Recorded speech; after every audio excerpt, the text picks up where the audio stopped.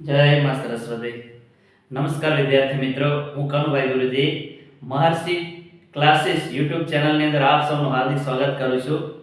મારી ચેનલને like, share અને સબસ્ક્રાઇબ કરી દેજો, જેથી કરીને મારા જે પણ વિડિયો આવતા જાય છે તમને સતત મળતા રહે.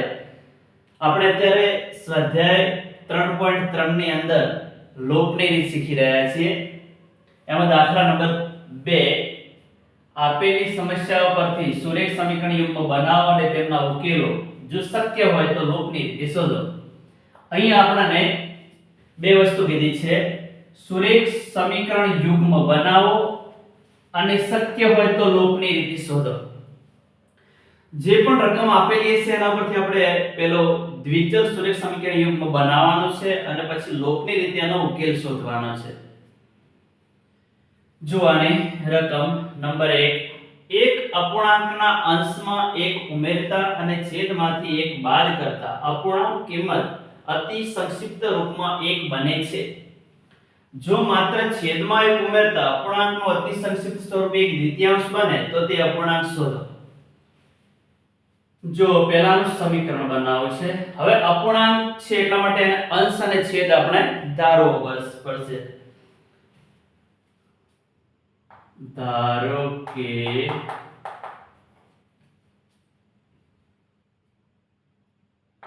અપૂર્ણાંકનો અંશ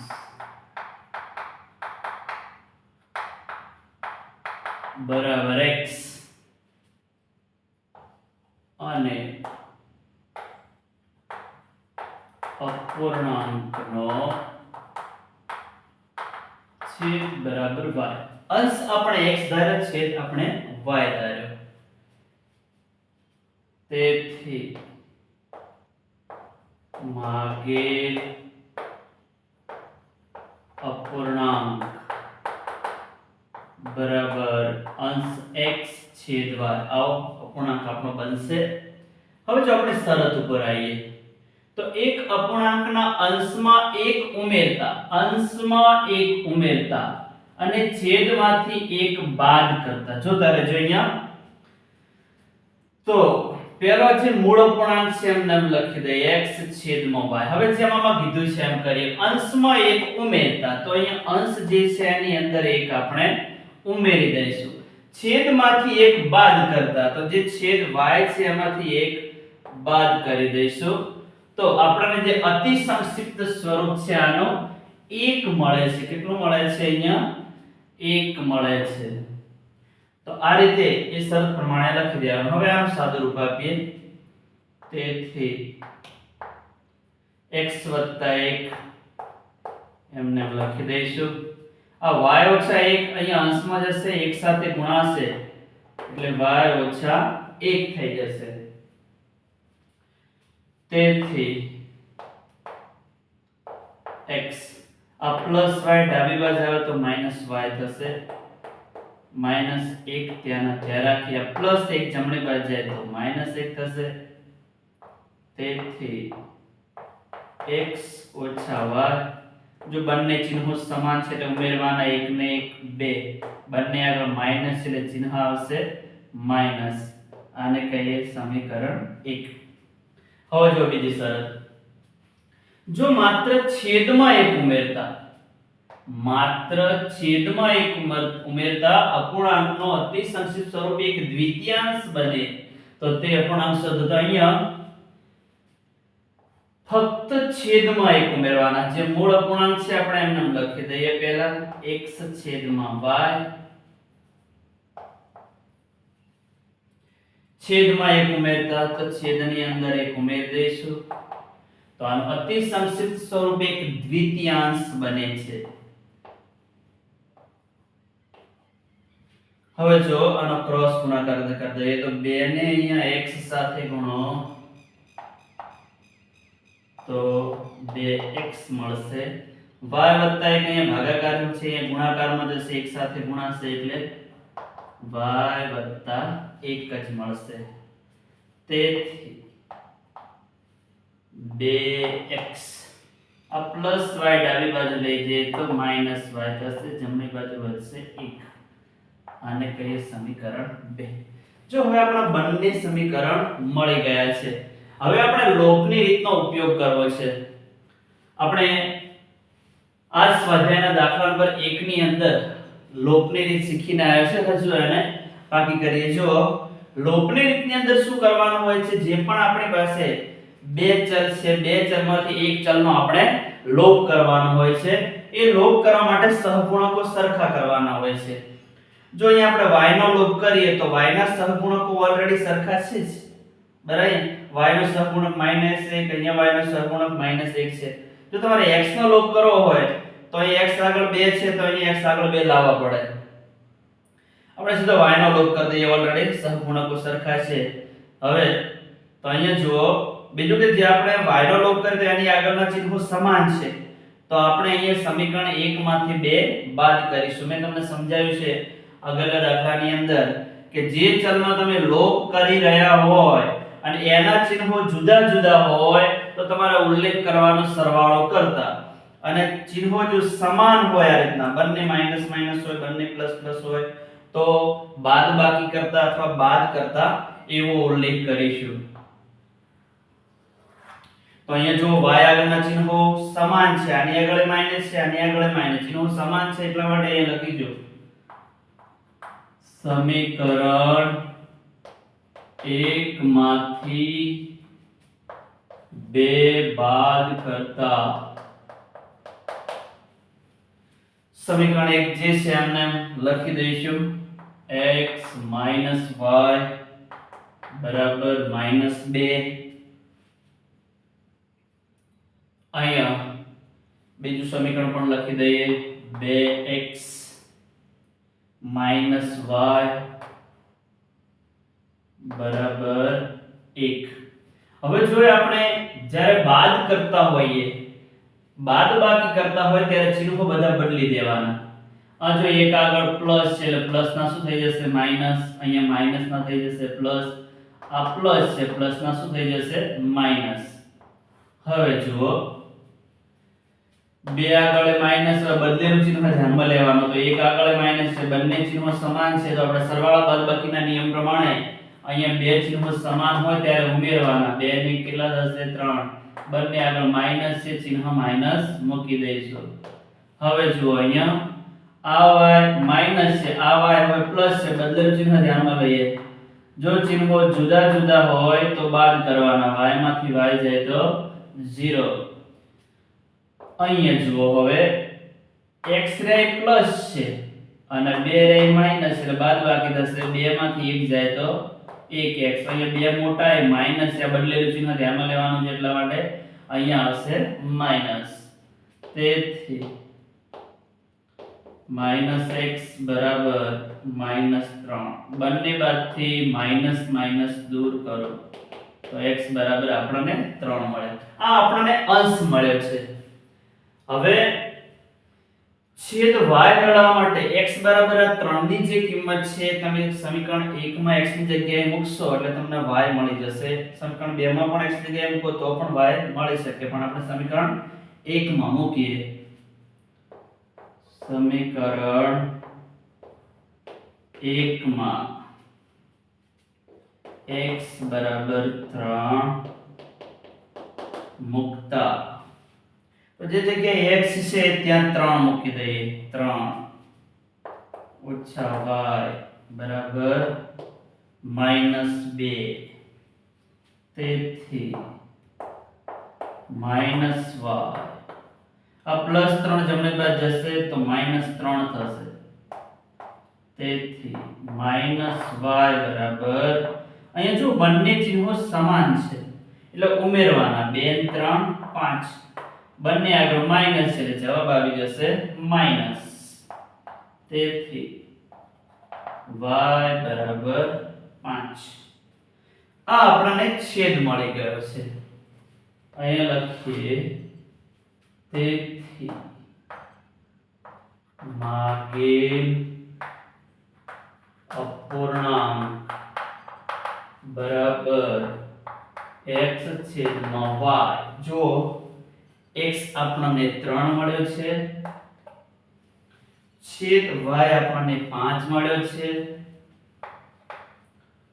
આ આપણો માગે અપૂર્ણાંક છે. અહીંયા સુધી તમારે કંઈક લખવું પડશે. તમે x અને y શોધીને છોડી દેશો તો પૂરા ગુણ ના મળે, તો આ લખ્યા પછી જ પૂરા ગુણ મળશે. એટલે આ રીતે આપણે આ દાખલો ગણી શકીએ.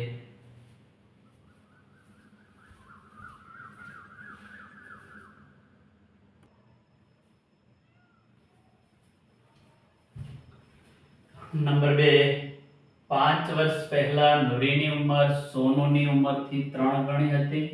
10 વર્ષ પછી નૂરીની ઉંમર સોનુની ઉંમરથી 2 ગણી થશે. તો નૂરી અને સોનુની વર્તમાન ઉંમર કેટલી થશે એ આપણે શોધવાનું છે. જો આ દાખલો IMP છે. માર્ચ 2022 અને જુલાઈ 2023. અહીંયા જુલાઈ 2023 બેઝિક મેથ્સ ની અંદર આ 2 વાર પૂછાયેલો છે. આગળ પણ ઘણી વાર પૂછાઈ ગયો છે, પણ હમણાં જ 2022 અને 23 ની અંદર 2 વર્ષમાં લગાતાર પૂછાણો છે. દાખલો છે ને વ્યવસ્થિત આપણે તૈયાર કરી દઈશું. જુઓ, પહેલાનું સમીકરણ બનાવીએ. અહીંયા સૌપ્રથમ આપણે નૂરી અને સોનુની વર્તમાન એટલે કે હાલની ઉંમર ધારીએ. ધારો કે નૂરીની વર્તમાન ઉંમર બરાબર x વર્ષ અને સોનુની વર્તમાન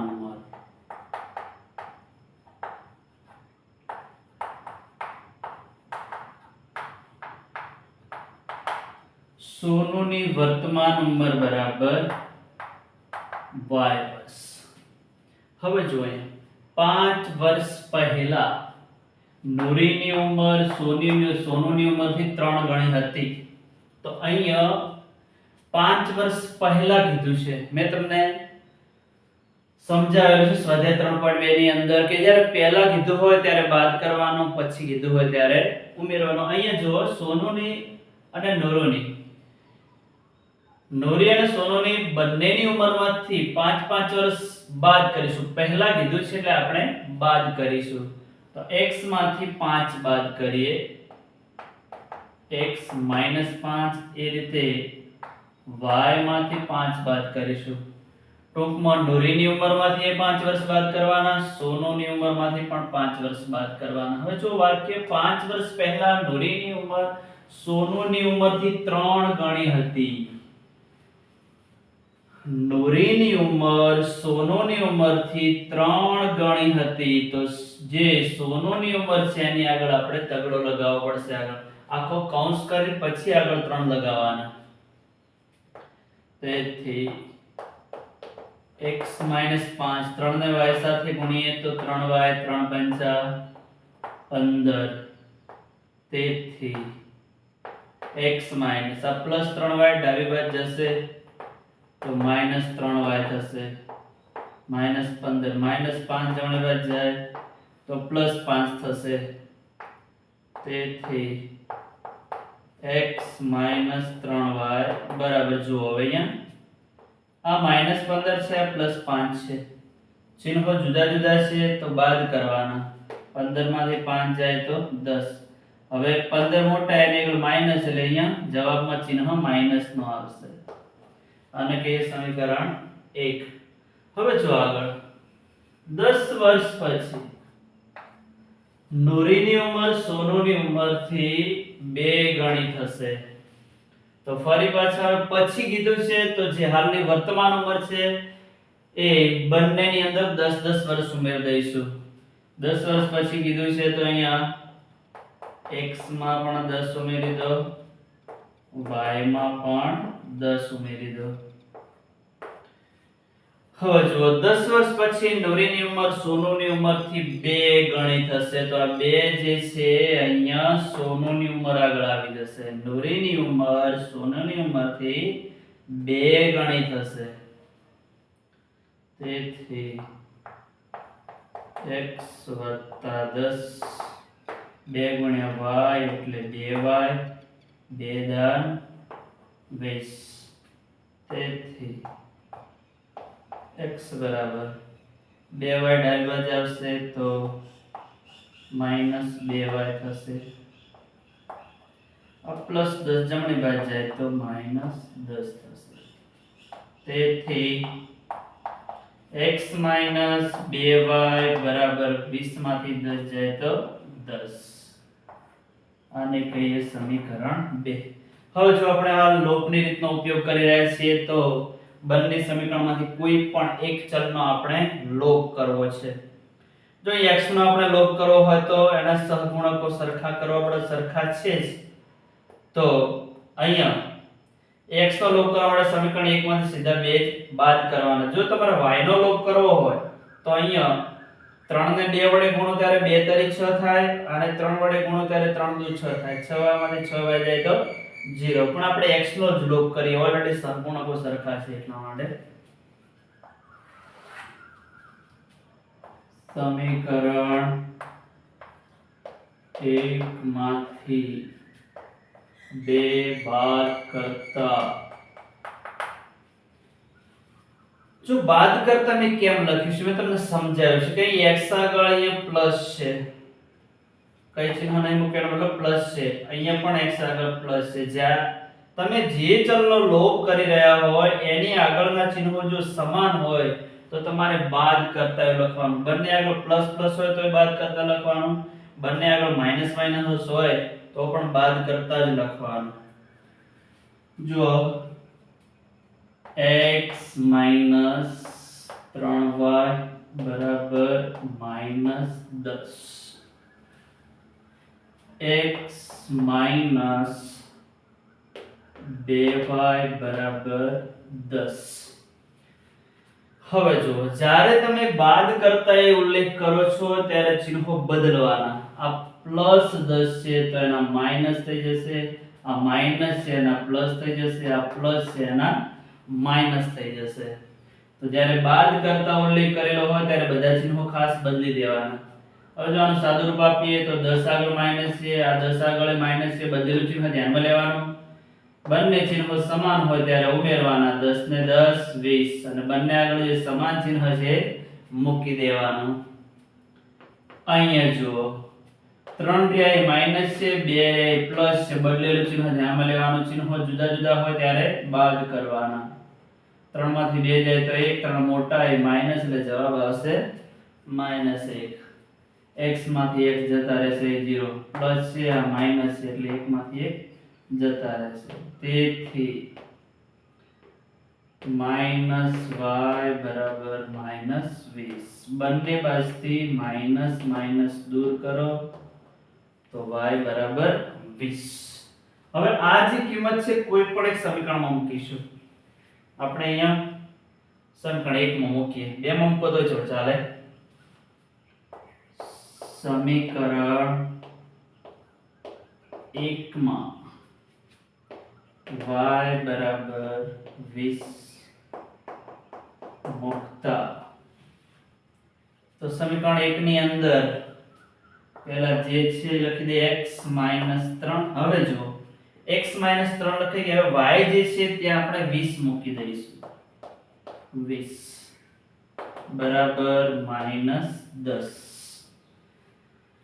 હવે આનું સાદુરૂપ આપીએ તો x 20 તરી 60 માઈનસ પ્લસ માઈનસ બરાબર -10.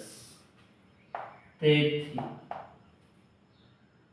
x બરાબર આ -60 જમણી બાજુ જાય એટલે +60 થશે, માઈનસ ત્યાં -10 હતા, 60 માંથી 10 જાય તો 50. તેથી x બરાબર 60 માંથી 10 જાય તો 50. જો x જે છે આપણને 90 ની ઉંમર મળી અને y જે છે આપણને 100 ની ઉંમર મળી છે. અહીં લખી દઈએ. તેથી નુરીની વર્તમાન ઉંમર બરાબર x બરાબર 50 વર્ષ અને સોનુની વર્તમાન ઉંમર બરાબર y બરાબર 20 વર્ષ. તો આ દાખલો ખૂબ જ સરસ રીતે તૈયાર કરી દેજો. આઈએમપી છે, વારંવાર પૂછાતો દાખલો છે. પૂછાઈ જાય તો રોકડી ગુણ આવી જાય.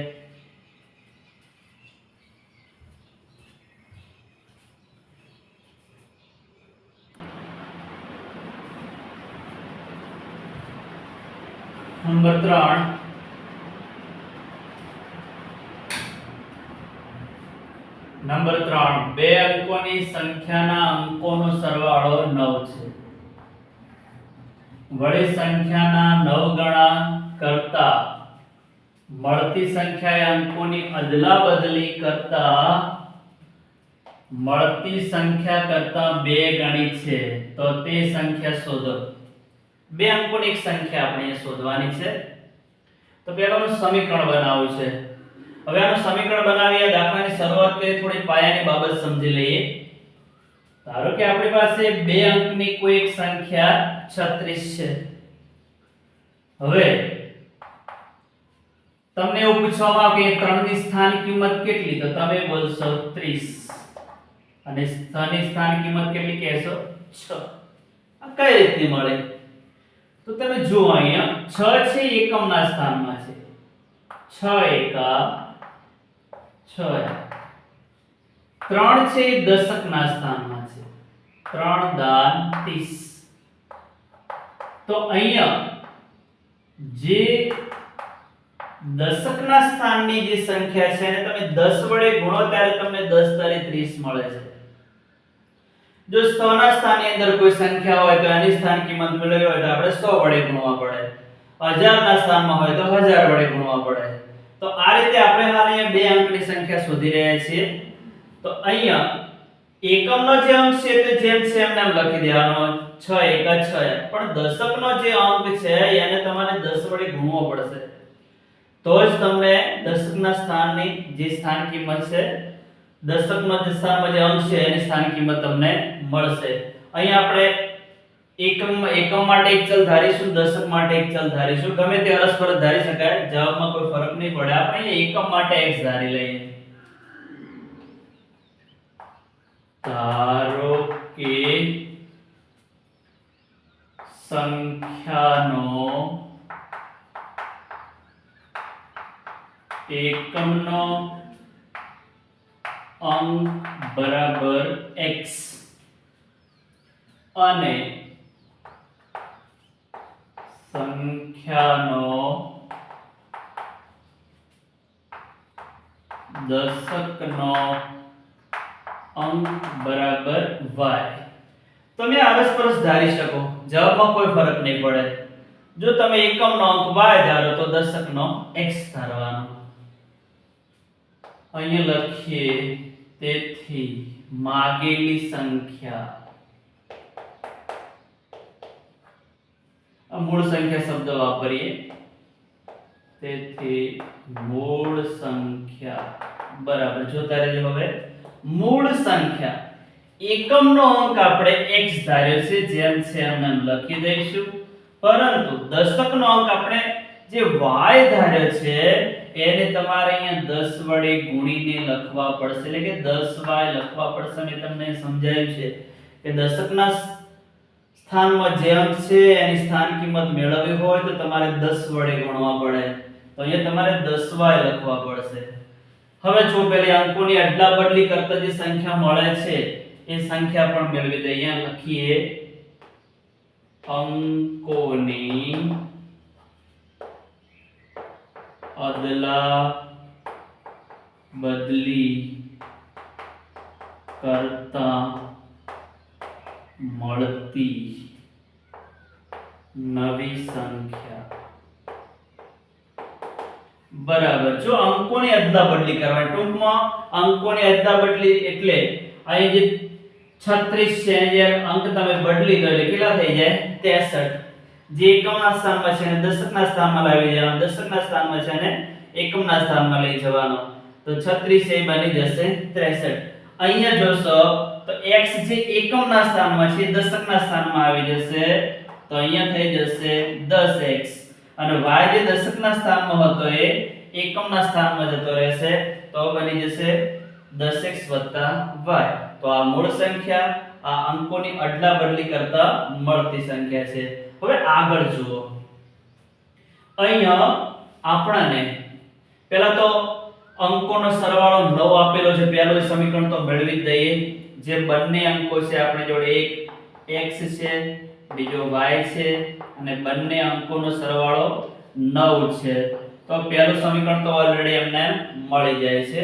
હવે જો અહીંયા વળી સંખ્યાના 9 ગણા કરતા કઈ સંખ્યા? મૂળ સંખ્યા. આ મૂળ સંખ્યાના 9 ગણા કરવાના છે. જો આમ તો તમે સીધા આને આગળ 9 લખી દો ચાલે, આ સંખ્યા આગળ કૌંસ કરી, પણ એ તમને સમજણ પડે અહીંયા શબ્દોમાં થોડું લખું છું, આવડી જાય ત્યારે ના લખો તો ચાલે. મૂળ સંખ્યા જે છે એના 9 ગણા કરતા, સંખ્યાના 9 ગણા કરતા મળતી સંખ્યા એ અંકોની અદલા બદલી કરતા મળતી સંખ્યા કરતા 2 ગણી છે. અંકોની અદલા બદલી કરતા જે આપણને નવી સંખ્યા મળે છે, નવી સંખ્યા એના કરતા 2 ગણી છે. આ વસ્તુ સમજો.